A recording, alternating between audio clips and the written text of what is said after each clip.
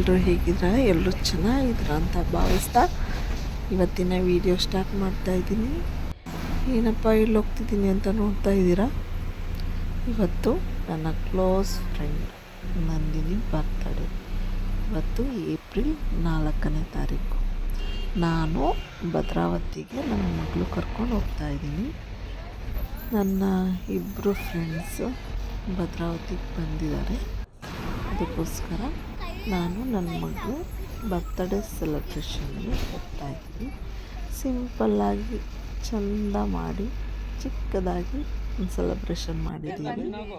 ಭದ್ರಾವತಿಗೆ ಹೋಗಿ ನಾನು ನನ್ನ ಫ್ರೆಂಡು ಇಬ್ಬರೂ ಅವಳಿಗೆ ಸರ್ಪ್ರೈಸ್ ಆಗಿ ಒಂದು ಸ್ಮಾರ್ಟ್ ವಾಚ್ ಗಿಫ್ಟ್ ಮಾಡಿದ್ವಿ. ಅದಾದಮೇಲೆ ಕೇಕ್ ತೊಗೊಂಬರೋಕ್ಕೆ ಅಂತ ನಾನು ನನ್ನ ಫ್ರೆಂಡ್ ಇಬ್ಬರೂ ಹೋದ್ವಿ. ಕೇಕ್ ಶಾಪಲ್ಲಿ ತುಂಬ ವೆರೈಟಿ ಕೇಕ್ ಇತ್ತು. ಸೊ ನಾನು ಮಾಡೋವಂಥ ಕೇಕ್ಸ್ ಎಲ್ಲನೂ ಇತ್ತು. ಸೊ ನಾನು ನೋಡ್ತಾ ಇದ್ದೆ ಯಾವ್ದು ತೊಗೊಳ್ಳೋಣ ಅಂತ. ಸೊ ನನಗೆ ಯಾವ ಫ್ಲೇವರು ಇಷ್ಟ ಆಗಲಿಲ್ಲ. ಕೊನೆಗೆ ರಸಮಲೈ ಫ್ಲೇವರ್ ಇಷ್ಟ ಆಯಿತು, ಅದನ್ನೇ ತೊಗೊಂಡ್ವಿ. ಇದು ಹೊಸ್ದಾಗಿ ಭದ್ರಾವತಿಯಲ್ಲಿ ಡಬಲ್ ಟಕೀಸ್ ಮುಂದೆ ಆಗಿರೋವಂಥ ಬೇಕ್ರಿ. ಸೊ ಬರೀ ಕಸ್ಟಮೈಸ್ ಕೇಕ್ಸು, ಬರೀ ಪೇಸ್ಟ್ರಿ ಕೇಕ್ಸ್ ಅಷ್ಟೇ ಇಲ್ಲಿ ಮಾಡೋದು. ಫಸ್ಟ್ ಟೈಮ್ ಹೋಗಿದ್ದು, ಚೆನ್ನಾಗಿತ್ತು. ಕೇಕ್ ತಗೊಂಡು ನಾವೆಲ್ಲರೂ ಹೋಟೆಲ್ಗೆ ಹೋದ್ವಿ, ನಾನ್ ವೆಜ್ ಊಟ ಮಾಡೋಣ ಅಂತ. ಸೊ ಅಲ್ಲೇ ಕೇಕ್ ತಗೊಂಡೋಗಿ 3 ಜನನೂ ಅಲ್ಲೇ ಕೇಕು ಕಟ್ ಮಾಡಿ ಒಂದು ಚಿಕ್ಕದಾಗಿ ವಿಡಿಯೋ ಎಲ್ಲ ಮಾಡಿಕೊಂಡು ಹಾಗೆ ನಮ್ಮ ಖುಷಿಗೆ ಮಾಡ್ಕೊಂಡ್ವಿ. ನೆಕ್ಸ್ಟ್ ನೋಡಿ, happy birthday to you, happy birthday ಚಾಕು ತಗೊಳ್ಳು. Happy birthday to you Nandini. ನಾನು ನಂದಿನಿ. ಮುಗೀತು. ನಿಂದೆ ಚೆನ್ನಾಗಿ ಬರ್ತೈತೆ. ಅದಕ್ಕೆ ನೋಡಿ ಜನ ಸಾಗರ. ನನಗೆ ಈ ಥರ ಮನಸ್ಸು ಬಿಚ್ಚಿ ಮಾತಾಡಬೇಕು ಅನ್ನೋದು ಆಸೆ. ಆದರೆ ಯಾರೇನು ಅನ್ಕೊತಾರೋ ಅನ್ನೋದು ಸ್ವಲ್ಪ ಭಯ.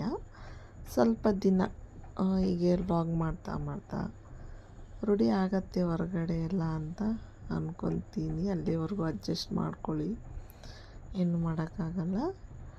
ಸೊ ಎಲ್ಲ ಕೇಕ್ ಕಟ್ ಮಾಡಿ ತಿಂದ್ಕೊಂಡು ಊಟ ಕೂಡ ಬಂತು, ಊಟನೂ ಮಾಡ್ಕೊಂಡ್ವಿ. ಸೊ ಇವರಿಬ್ಬರ ಬಗ್ಗೆ ಹೇಳಬೇಕು ಅಂತ ಅಂದರೆ, ಇವರಿಬ್ಬರೇ ನನಗೆ ಕ್ಲೋಸ್ ಫ್ರೆಂಡು 8th ಸ್ಟ್ಯಾಂಡರ್ಡಿಂದ. ಸೊ ಹೈಸ್ಕೂಲಿಂದ 3 ಜನ ಬೇರೆ ಸ್ಕೂಲು, 3 ಜನ ಬೇರೆ ಊರು. ಸೊ ಹೇಗೆ ನಾವು ಫ್ರೆಂಡ್ಸ್ ಆದ್ವಿ ಅಂತಲೇ ಗೊತ್ತಿಲ್ಲ. ಲಾಸ್ಟ್ ಬೆಂಚ್ ಸ್ಟೂಡೆಂಟ್ಸ್ ನಾವು 3 ಜನ. 8th 10th 3 ಜನ ಒಂದೇ ಬೆಂಚು, ಲಾಸ್ಟ್ ಬೆಂಚು. ಚೇಂಜ್ ಆಗಲೇ ಇಲ್ಲ. ನಮ್ಮ ಬೆಂಚಲ್ಲಿರೋರೆಲ್ಲ ಚೇಂಜ್ ಆದ್ರೂ ನಾವು 3 ಜನ ಅಂತೂ ಚೇಂಜ್ ಆಗಲೇ ಇಲ್ಲ. ಸೊ ಕ್ಲಾಸಸ್ಗಳು ಚೇಂಜ್ ಆಯಿತು.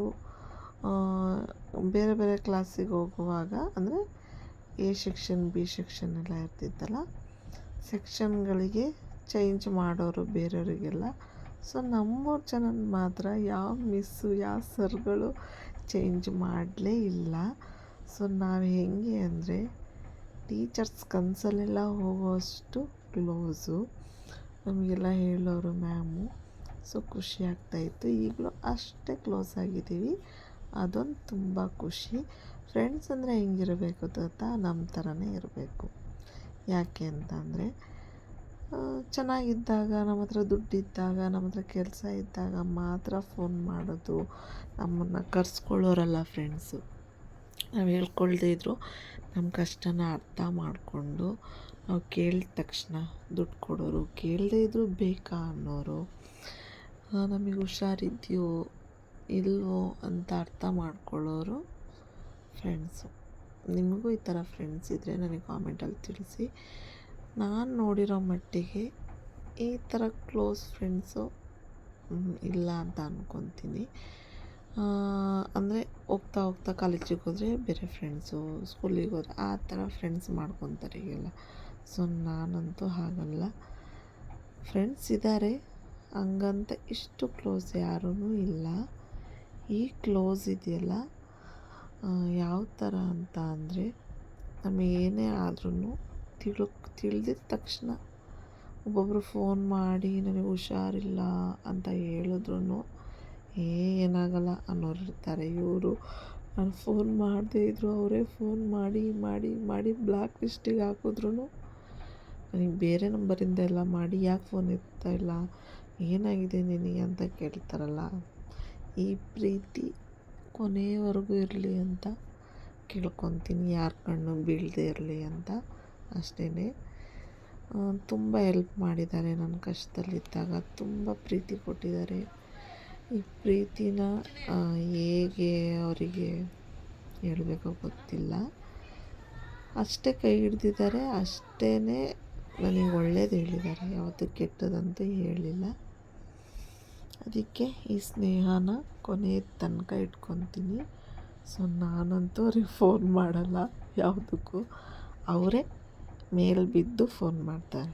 ಇದರಲ್ಲೇ ಗೊತ್ತಾಗುತ್ತೆ ಅವರು ಎಷ್ಟು ನನ್ನನ್ನು ಇಷ್ಟಪಡ್ತಾರೆ, ಎಷ್ಟು ನನ್ನ ಕೇರ್ ಮಾಡ್ತಾರೆ, ಎಷ್ಟು ನನಗೆ ಪ್ರೀತಿ ತೋರಿಸ್ತಾರೆ ಅಂತ.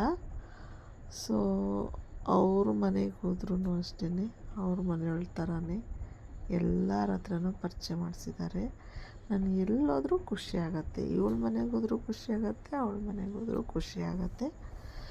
ಸೊ ಅವ್ರಿಗೆ ಮನೆಗೆ ಕಳ್ಸಿದ್ಮೇಲೆ ನಮ್ಮ ಮನೆಗೆ ಬಂದೆ. ಅಂಗಡಿಗೆ ಸಾಮಾನು ತೊಗೋಬೇಕಾಗಿತ್ತು, ಅಮ್ಮ ಹೇಳಿದರು. ಸೊ ಆಟೋ ಎಂಗೇಜ್ ಮಾಡಿಕೊಂಡು ಸಾಮಾನು ತೊಗೊಂಡು ಮನೆಗೆ ಬಂದು ಆಗಲೇ 3 ಗಂಟೆ ಆಗೋಗಿತ್ತು.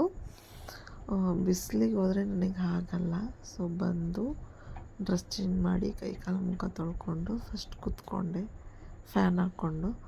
ಅದಾದಮೇಲೆ ಸ್ವಲ್ಪ ಕೆಲಸ ಇತ್ತು, ಅದೆಲ್ಲ ಮಾಡಿ ರೆಡಿಯಾಗಿ ನನ್ನ ಮಗನ ಬಿಟ್ಟು ಬಂದಿದ್ದೆ ನಮ್ಮ ಅತ್ತೆಯವ್ರ ಹತ್ರ. ಸೊ ಅದಾದಮೇಲೆ ನಾನು ರೆಡಿಯಾಗಿ ಮತ್ತೆ ಹೊರಟೆ. ಹೋಗೋದೇನೋ ಹೋದೆ, ಸಂಜೆ ಆಗಿಬಿಟ್ಟಿತ್ತು, ಸ್ವಲ್ಪ ಲೇಟ್ ಆಯಿತು. ಹೋಗಿ ಸ್ವಲ್ಪ ಸಾಮಾನು ತೊಗೋಬೇಕಾಗಿತ್ತು. ನಮ್ಮ ಅತ್ತೆ ಹೇಳಿದರು. ತಗೊಳ್ಳೋಷ್ಟೊತ್ತಿಗೆ ಸಂಜೆ ಕತ್ತಲೆ ಆಗಿಬಿಡ್ತು, 6:30 ಆಯಿತು. ಒಂದು ಗೌರ್ಮೆಂಟ್ ಬಸ್ ಇಲ್ಲ, ಟ್ಯಾಕ್ಸಿ ಕೂಡ ಇಲ್ಲ. ಹೋಗಿ ಕಾದು ಕಾದು ಕಾದು ಸಾಕಾಗಿ ಕೊನೆಗೆ ಕೈಯಲ್ಲಿ ಫುಲ್ಲು ಲಗೇಜ್ ಬೇರೆ ಇದೆ, ಹಿಡ್ಕೊಳಕ್ಕೂ ಆಗ್ತಾಯಿಲ್ಲ. ಕಾದು ಕಾದು ಸಾಕಾಯಿತು. ಬಸ್ಸೇ ಬರಲಿಲ್ಲ, ಎಲ್ಲ ಡಿಪೋಗೆ ಹೋಗ್ತಾಯಿತ್ತು. ಬರ್ತಿತ್ತು ಬಸ್ಸು, ಸೊ ಡಿಪೋಗೆ ಹೋಗ್ತಾಯಿತ್ತು.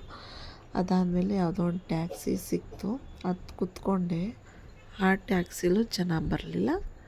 ಸೊ ಇನ್ನೊಂದು ಟ್ಯಾಕ್ಸಿ ಹೋಗ್ತಾಯಿತ್ತು. ಸೊ ಅವರೇ ಆ ಟ್ಯಾಕ್ಸಿ ಹೋಗ್ತಿದೆ ಹೋಗಿ ಅಂತ ಹೇಳಿದ್ರು.